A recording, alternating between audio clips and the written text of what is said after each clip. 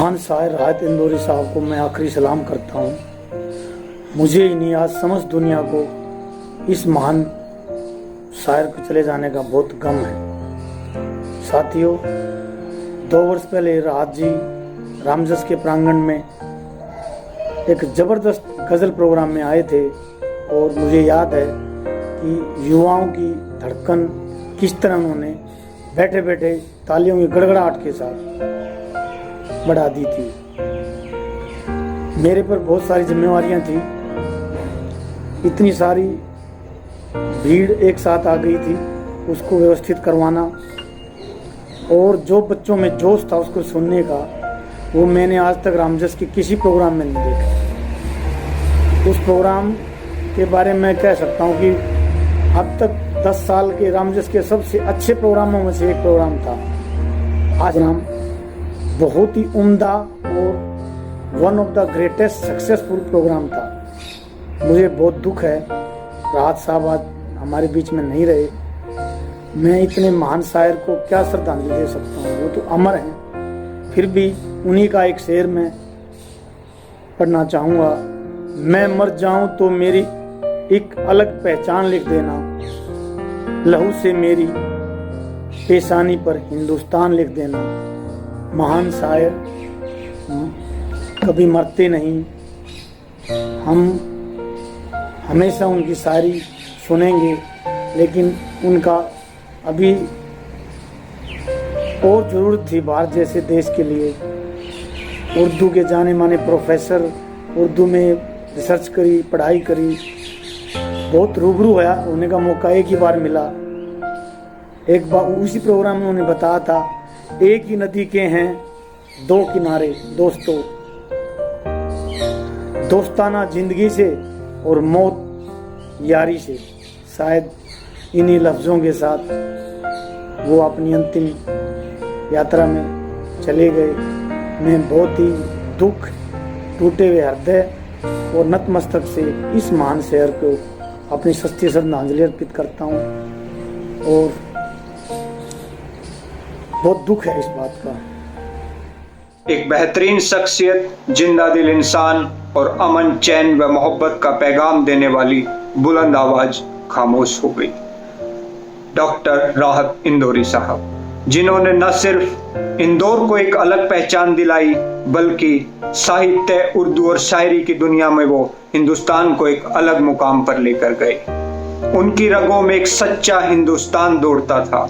उन्होंने लिखा भी है, ऐ वतन एक रोज तेरी खाक में खो जाएंगे, सो जाएंगे, मर के भी रिश्ता नहीं टूटेगा इस हिंदुस्तान से, ईमान से। दिल्ली यूनिवर्सिटी का अध्यक्ष रहते हुए कई बार मैंने उनका मुशायरा यहाँ कराने की कोशिश की, तब तो उनका यहाँ आना ना हो पाया, लेकिन फिर एक रोज रामजस में उनका आना, उनसे मिलना हुआ। और दिल्ली यूनिवर्सिटी में जब भी कोई बड़ा कलाकार आता है तो आने के लिए बड़ी बड़ी जैगवार, फॉर्च्यूनर, ऑडी और गाड़ियां डिमांड करता है, लेकिन ये इतने सरल व्यक्तित्व के धनी थे कि खुद चलकर मेट्रो से यहाँ तक आ गए और हमने उनको विश्वविद्यालय मेट्रो स्टेशन पर रिसीव किया। प्रोग्राम एकदम सफल रहा, जमकर उन्होंने वहाँ वाहवाही लूटी। वहाँ की मुलाकात एक नजदीकियों में बदल गई और फिर लगातार उनका प्यार हमें मिलता रहा। फिर एक बार हिंदू कॉलेज में उनका प्रोग्राम हुआ। वहाँ के आयोजकों ने एक सच्चे प्रशंसक के रूप में मुझे न्योता दिया। तब मुझे कोर्ट में बहुत जरूरी काम उस दिन था, लेकिन मैंने सोचा कि काम तो जिंदगी भर चलते रहेंगे, लेकिन राहत साहब को सुनना अपने आप में उर्दू की दुनिया में, शायरी की दुनिया की ज्ञान रूपी गंगा में डुबकी लगाने जैसा होगा।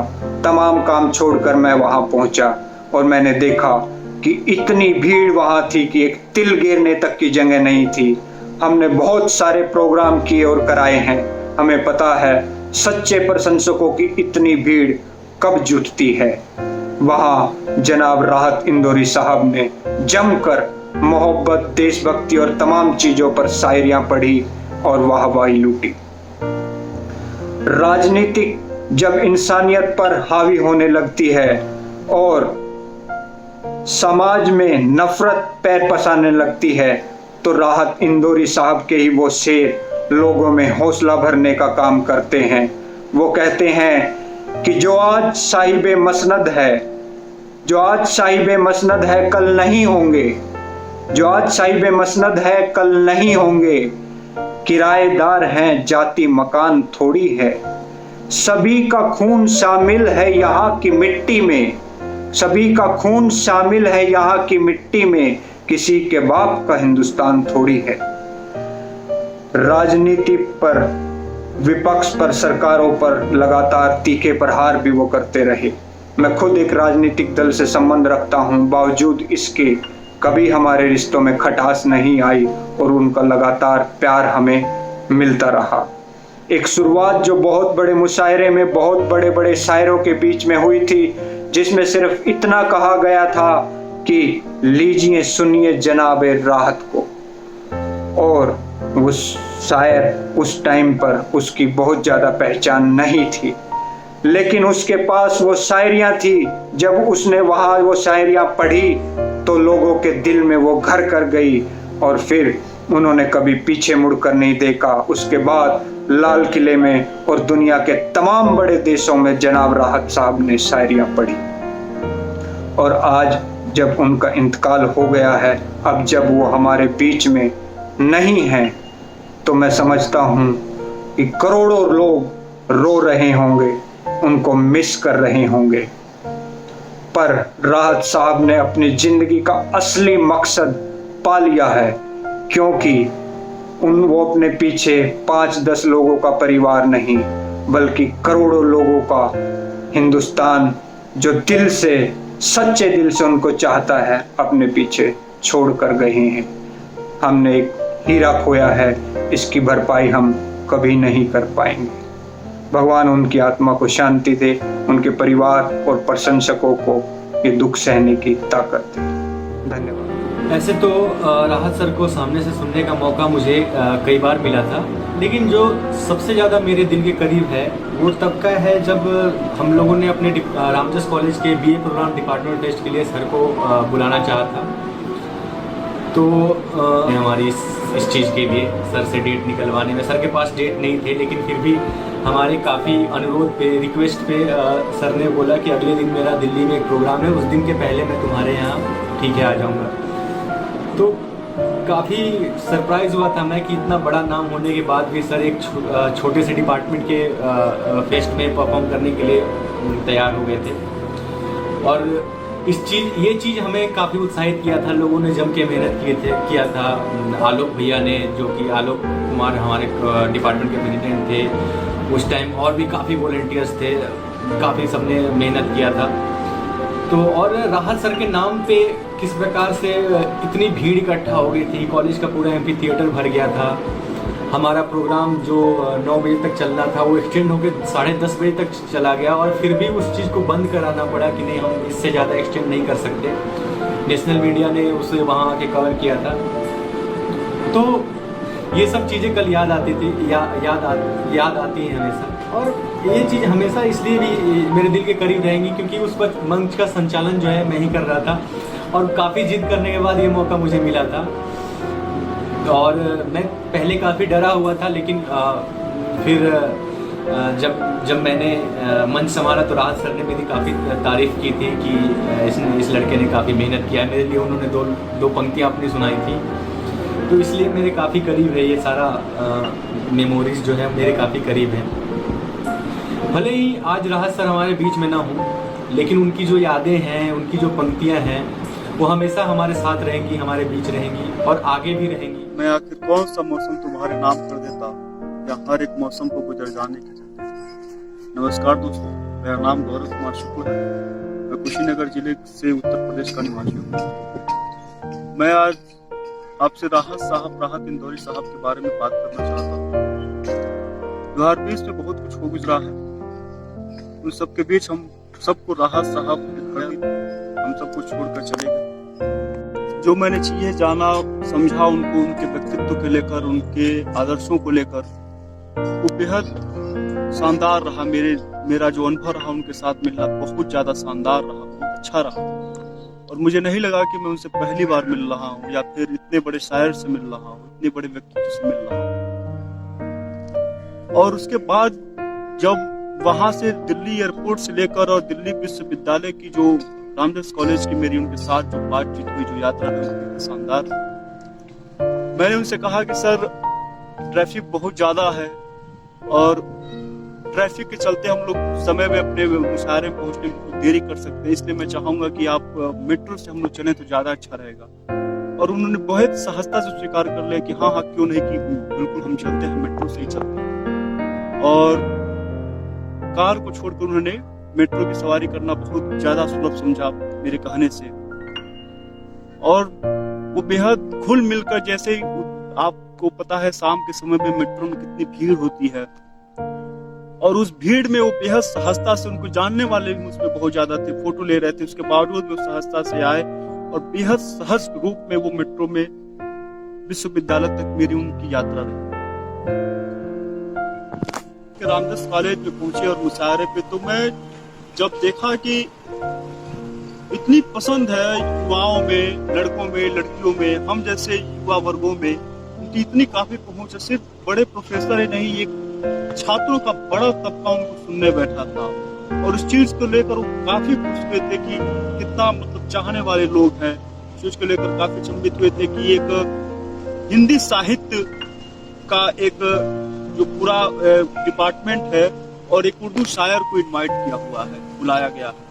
इस चीज को लेकर उन्होंने जिक्र भी किया था कि हिंदी और उर्दू को लेकर दोनों कितनी मीठी जबानें हैं और कितनी साथ घुली मिली हुई है कि आज एक हिंदी साहित्य के डिपार्टमेंट ने एक उर्दू शायर को न्योता दिया।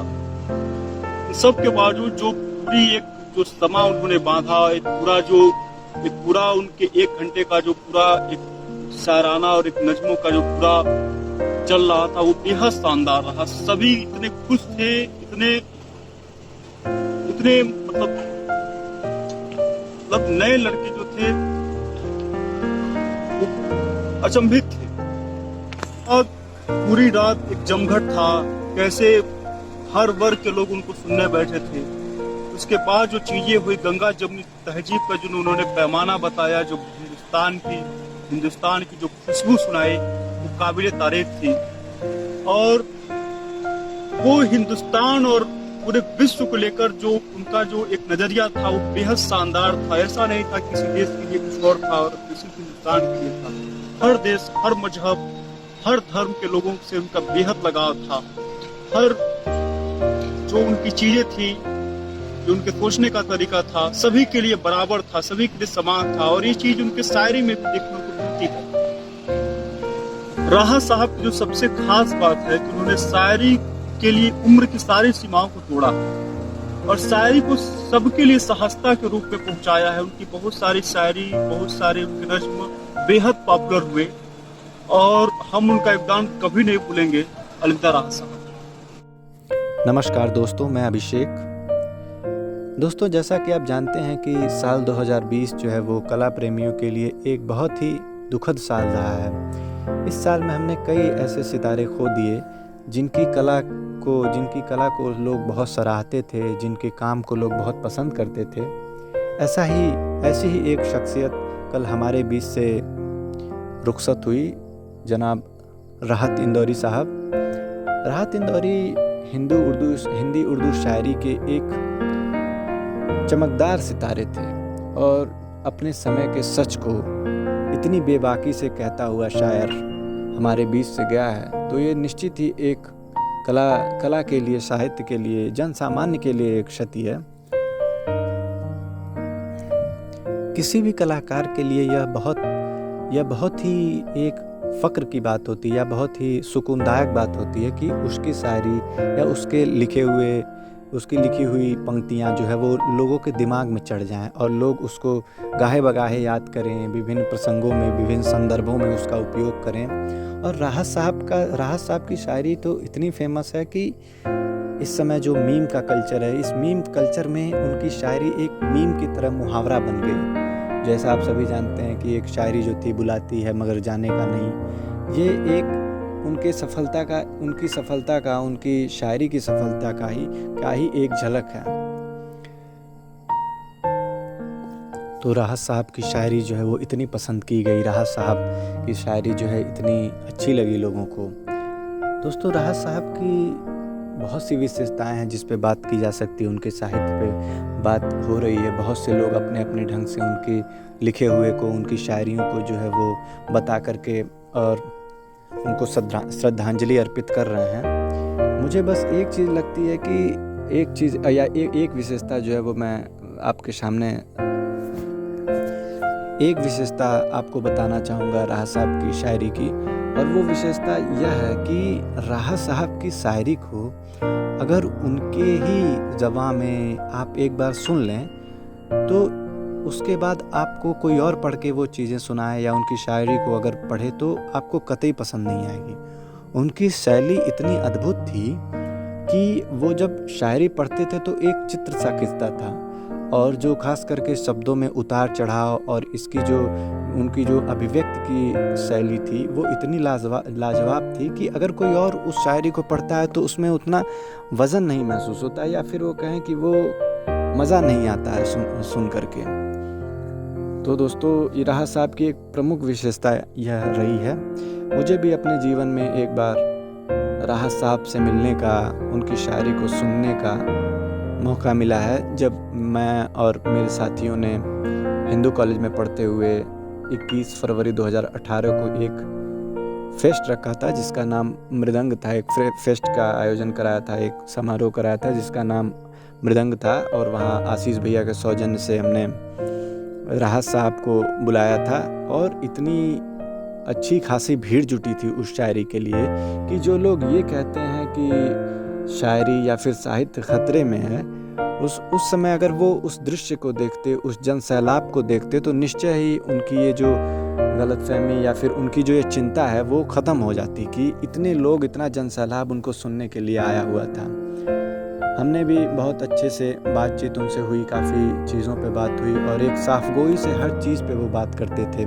यह काफ़ी अच्छा लगा कि इतना मुकाम हासिल करके अपने जीवन में इतनी बुलंदियों पे पहुंच के भी अगर कोई ज़मीनी रहता है या फिर ज़मीन से जुड़ा हुआ है, साफगोई से बात करता है विद्यार्थियों से, तो यह एक बहुत ही अच्छी चीज़ होती है जिसको हर किसी के व्यक्तित्व में देखने को नहीं मिलता है।